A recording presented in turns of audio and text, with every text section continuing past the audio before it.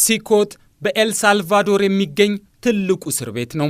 በኤልሳልቫዶር ብቻ ሳይሆን በአሜሪካም ካሉ እስር ቤቶች ትልቁ፣ ብዙዎች ከማረሚያነት ይልቅ ወደ ማጎሪያነት ያደላ እንደሆነ ይገልጻሉ። የሰብአዊ መብት ተቆርቋሪዎች የሰው ልጆች መብት ብቻ ሳይሆን ሰውነትም የሚገፈፍበት እንደሆነ ያስቀምጣሉ። የሲኤንኤን ዘገባ በእስር ቤቱ ጉብኝት ወቅት አየሁ ያለውን እንደነገረን በአንድ ክፍል ውስጥ 80ና ከዚያ በላይ ሰዎች ይታጎራሉ። ፍራሽና ትራስ በሌለው ብረት ርብራብ ላይ ይተኛሉ። በክፍሉ አንዲት በር አልባ ጠባብ መጸዳጃ ቤት አለች። 80 ሰዎች እዚያ ይጠቀማሉ። በፕላስቲክ ከረጢት በተሞላ ውሃ ገላቸውን ይለቃለቃሉ። ሁሉም እስረኞች በአንድ የውሃ መቅጃ ተጠቅመው ውሃ ይጠጣሉ። በቀን 23 ሰዓት ከ30 ደቂቃውን እዚህ ክፍል ውስጥ ያሳልፋሉ። እያንዳንዱ እስረኛም ለ30 ደቂቃ ብቻ ፀሐይን እንዲያገኝ ከክፍሉ ይወጣል። የዚህን እስር ቤት ሁኔታ ባየው ጊዜ ሲኦልን ባላቀውም ሲኦልን ያስንቃል። ሰብአዊ መብት ብቻ ሳይሆን ሰውነትም ይዋረዳል ሲል የሲኤንኤኑ ጸሐፊ ያስነብቧል። እናም አሜሪካ በሀገሪቱ ተደራጅተው ወንጀል ፈጽመዋል ያለቻቸውን ከ200 በላይ የቬንዙዌላ ዜጎች ወደዚህ የኤልሳልቫዶር እስር ቤት ልካቸዋለች። ኤልሳልቫዶር ለዚህ ውለታዋ ከ6 ሚሊዮን ዶላር በላይ በአሜሪካ ገጸ በረከት ተሰጥቷታል። ትራምፕም የኤልሳልቫዶሩን ፕሬዝዳንት ናይብ ባክል በኤክስ ገጻቸው ሲያንቆለጳጵሱ ታይቷል። የትራምፕ አስተዳደር እንደዛተው አድርጓል። ትራንዱ አርጎ የተሰኘው የቬንዙዌላ የወንጀል ቡድን አባል ናቸው የተባሉ ፍልሰተኞችን በማባረር ተግባሩን አሃዱ ብሏል። ይህንን ተግባር ለማስቆም ደግሞ ሕግም አልገደበውም። የአሜሪካ ዲስትሪክት ዳኛ ጄምስ ቦስበርግ ቅዳሜ ምሽት የትራምፕ መንግስትን ውሳኔ አግዶ ነበር። ከሀገሪቱ እንዲወጡ የተወሰነባቸው ሰዎች አሜሪካን እንዳይለቁም በጉዞ ላይ ከሆኑም እንዲመለሱ ትዕዛዝ ተሰጥቶ ነበር። ሆኖም ግን ትራምፕና ሰዎቻቸው የሕግ የበላይነት በሰፈነባት ሀገር ላይ ፍላጎታቸውን ለማሳካት ሕግ ማክበርን አልፈለጉም።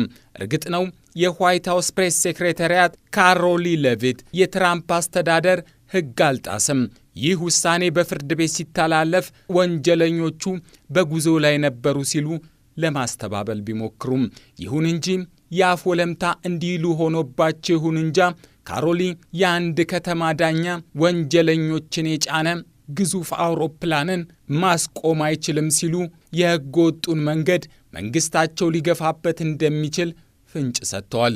ይህ ለአሜሪካ ምን ማለት ነው? ዳኛ ቦልስበርግ ሁኔታውን የአሜሪካንን የሕግ የበላይነት ገደል የጨመረ ሲሉ ገልጸውታል። የሲኤንኤን ተንታኝ ኤሊ ሆኒግ እንደምትል ወደ ኤልሳልቫዶር የተጓዘው አውሮፕላን መነሳት ከነበረበት ሰዓት አስቀድሞ በጥድፊያ ተነስቷል።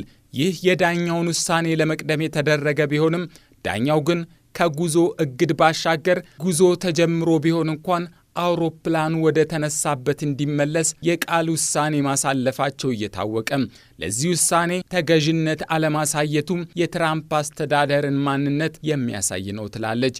የላዕላይ ምክር ቤት አባል የሆኑት ሃይኪ ጄፍሪም ጉዳዩ አውሮፕላኑ ተነስቶ ነበር ወይስ አልተነሳም ሳይሆን በአሜሪካ የሕግ የበላይነት በዚህ ጊዜ አለ ወይስ የለም ነው ሲሉ ገልጸውታል። የፖለቲካው ሀተታ እንደሚል ደግሞ ይህ በአሜሪካ ለሚኖሩ ለመላው ወረቀት አልባ ፍልሰተኞች ከትራምፕ መንግስት የተላለፈ ቀጥተኛ መልእክት ነው።